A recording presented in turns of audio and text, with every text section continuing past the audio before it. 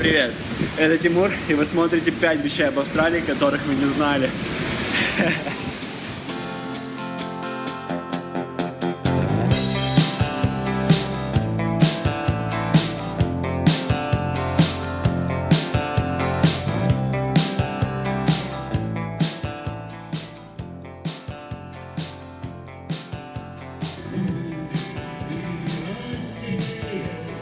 Ну, во-первых, не все в Австралии пытаются тебя убить. В Австралии на самом деле убийцы-пауки, змеи и драконы встречаются так же редко, как и медведи у нас на родине. Где-то далеко за городом, да, все эти демоны с картинок порой заскакивают к местным жителям, но в городах их можно встретить только в зоопарках.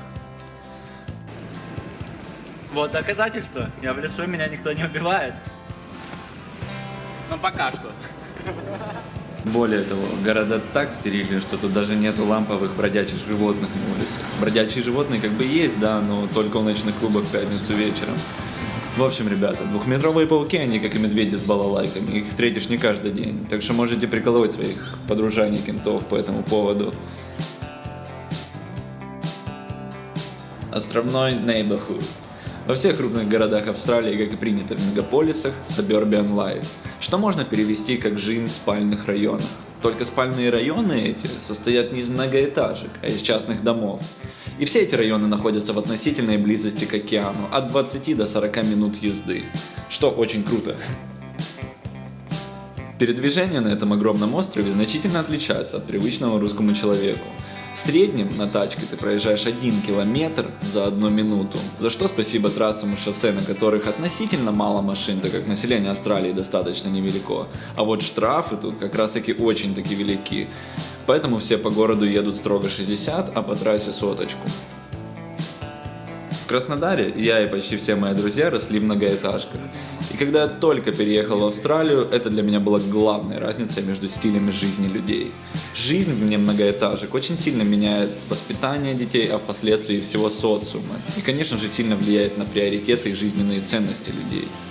Так что такого понятия, как пацики с района, тут нет. Потому что как бы на районах никто и не тусуется. Тут нет многоэтажек, нету дворов. Работают и тусуются все в центре города.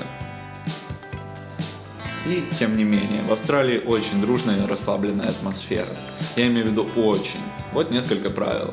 В обществе царит всеобщее равенство, уважение и этикет. Каждый тебе тут является товарищем. Вообще, товарищество – это одна из первых вещей, которые ты узнаешь, приезжая в Австралию.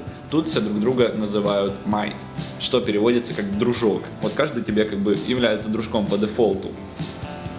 Следующее правило – это делай все, что хочешь. Всем плевать, все заняты собой. Ты, главное, кайфуй. Да. Твой как бы индикатор крутости – это то, насколько сильно ты можешь кайфовать от жизни. Еще одно правило – это делай очень много барбекю, пей очень много пива с друзьями, коллегами и семьей. Тут это делают все и повсеместно.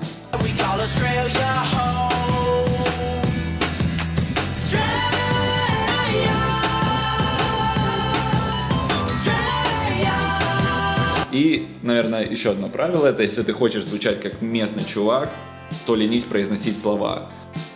This is my voice one day after hanging out at an Australian train station. This is my voice day 2 of hanging out at a bloody Australian train station. Do you have any money for the train? I just need a couple of bucks. This is my voice day 3 hanging out at a train station. This is my voice day 4 hanging out at a train station. Царство индивидуализма.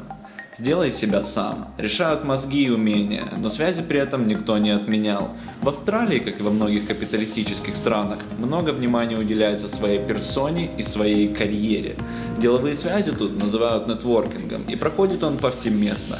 Люди знакомятся в барах, на митапах, и, как можно догадаться, связь как бы между этими людьми менее крепка, потому что ты общаешься с большим кругом людей, и времени, естественно, всем уделять ты не можешь. Но при этом ты и твоя семья – это самое главное. Это то, на что тут люди фокусируют свои силы и свое свободное время. У людей тут, как правило, высокие зарплаты, которые порождают антиматериализм. Да, как говорится, деньги – это главное, пока их у тебя нет. У гигантского дома за несколько миллионов долларов может стоять старенький Hyundai, как бы, и это будет не стрёмно. От такой безграничной независимости и фокусе на себе происходит необязательность. То есть ты никому ничего не должен, и никто ничего не должен тебе. Так что, если кто-то не позвонил, когда обещал, или не выполнил обещание, тут злиться не стоит. Люди были заняты собой. Семья, здоровье и кайф стоят тут на первом месте. Семьи часто проводят время вместе, они путешествуют, устраивают барбекю, серфят, играют в теннис и занимаются различными видами спорта вместе. Люди тут в гораздо большей степени следят за своим здоровьем, физическим и ментальным. Они едят здоровую еду, пьют много воды, и на улицах часто можно встретить людей, занимающихся спортом. Мы в тюрьме. Австралия – это бывшая колония Англии. Жили-были тут аборигены. 230 лет назад приехали англичане и устроили тут тюрьму для своих заключенных. Потом тут нашли золото, поняли, что локация топовая, зэки образовали федерацию, это в принципе стало современной Австралией. Сейчас эта тюрьма стала космополитическим континентом. Сюда съехались все возможные культуры и национальности. Азиаты, европейцы, мексиканцы, индусы, люди с островов, испанцы, латинцы и так далее.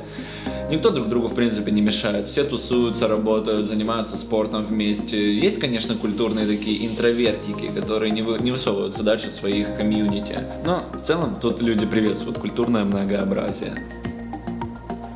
Самое большое влияние тут, конечно же, оказывает культура местных аборигенов. Это сказывается на архитектуре, музыке, мероприятиях и многих других областях жизни.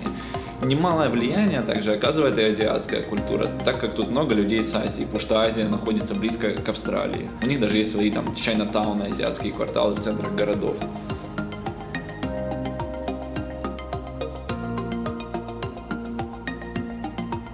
Отношение к русским. В целом, люди довольно позитивно воспринимают наш народ. 3 вещи, которые многие люди хотят упомянуть, когда узнают, что ты русский, это то, что в России холодно, в России красиво и в России Путин.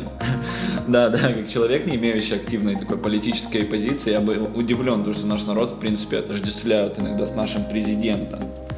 Образ Путина – это такой идол могущественного правителя. Многие даже австралийцы говорят: о, мы бы хотели, чтобы у нас был такой президент.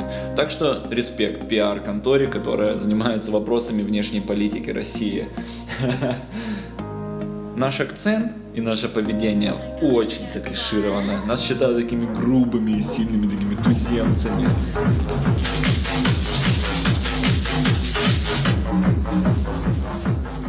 Но людям в целом это нравится. Мы как знаете, такие с другой планеты, и люди вообще в принципе мало о нас знают, и что происходит внутри страны, о нашей культуре в целом.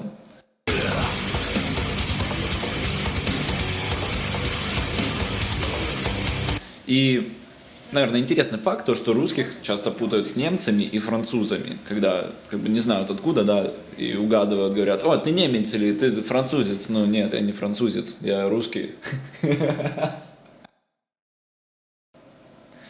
И бонус-факт. Секрет для тех, кто был очень классным человеком и досмотрел до конца.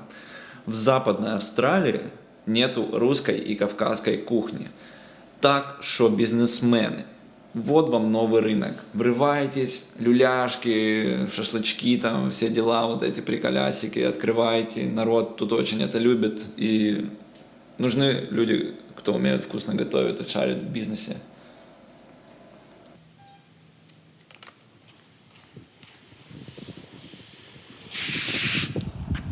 Говорил сейчас с пауками.